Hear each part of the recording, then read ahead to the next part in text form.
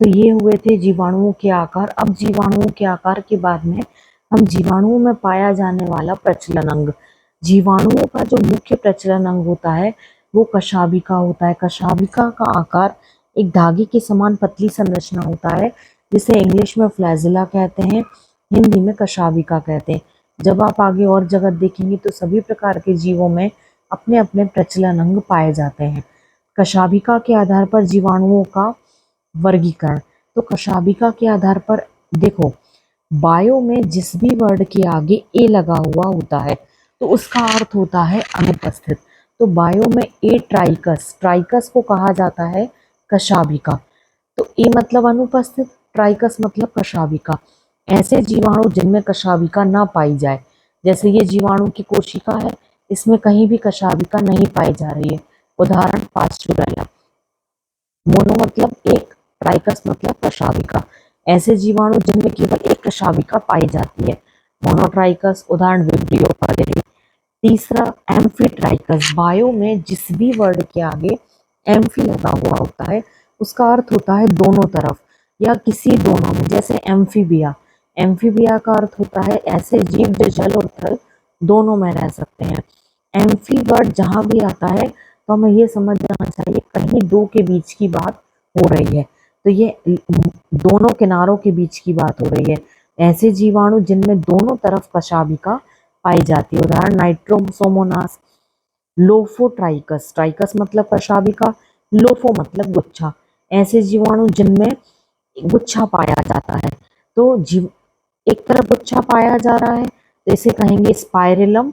स्पाइरेलम नाम के जीवाणु में पाया जाता है लोफोट्राइकस टाइप की कशाभिका। अब एम्फीलोफोट्राइकस। एम्फी मतलब दोनों तरफ, लोफो मतलब गुच्छा, ट्राइकस मतलब कशाभिका।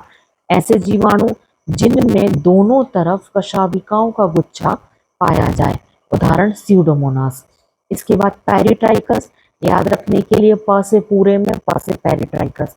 ऐसे जीवाणु जिनके पूरे शरीर की कोशिकाओं में चारों तरफ ट्राइकस मतलब कशाभिका पाई जाए, उदाहरण ई कोलाई। इसका पूरा नाम इश्चीरिचिया कोलाई होता है, जो मनुष्यों की आंतों में पाया जाने वाला जीवाणु है जो प्रजनन पाचन में मदद करता है। पहला हमने देखा आकार के आधार पर वर्गीकरण, दूसरा हमने देखा कशाभिका के आधार पर। अब हम देखेंगे अभिरंजन। अभिरंजन का अर्थ होता है रंगना। तो जीवाणुओं को रंगने के आधार पर दो भागों में विभाजित किया गया। सबसे पहले इसका अध्ययन क्रिश्चियन ग्राम नामक वैज्ञानिक ने किया था। उन्हीं के सरनेम के आधार पर ग्राम धनात्मक और ग्राम ऋणात्मक दो प्रकार के जीवाणु होते हैं। ऐसे जीवाणु जो यदि रंगे जाए तो रंग ग्रहण कर ले, उन्हें ग्राम धनात्मक जीवाणु कहते हैं। ऐसे जीवाणु जो रंगने पर रंग ग्रहण ना करें, उन्हें ग्राम ऋणात्मक जीवाणु कहते हैं। इस प्रकार हमने जीवाणुओं का वर्गीकरण तीन प्रकार से देखा। पहला उनके आकार के आधार पर, दूसरा उनमें कशाभिका के आधार पर, और तीसरा उनके रंगे जाने के आधार पर। अब इसके बाद अगला टॉपिक आता है आपका जीवाणुओं का, जीवाणुओं में प्रजनन। प्रजनन शब्द का अर्थ होता है अपने ही जैसी नई संतति को उत्पन्न करना। तो जीवाणुओं में प्रजनन मुख्य दो विधियों से होता है, लैंगिक प्रजनन और अलैंगिक प्रजनन।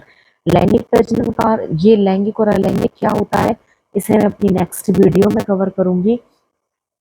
लैंगिक प्रजनन तीन विधियों द्वारा होता है जीवाणु में, रूपांतरण, पारक्रमण और संयुग्मन।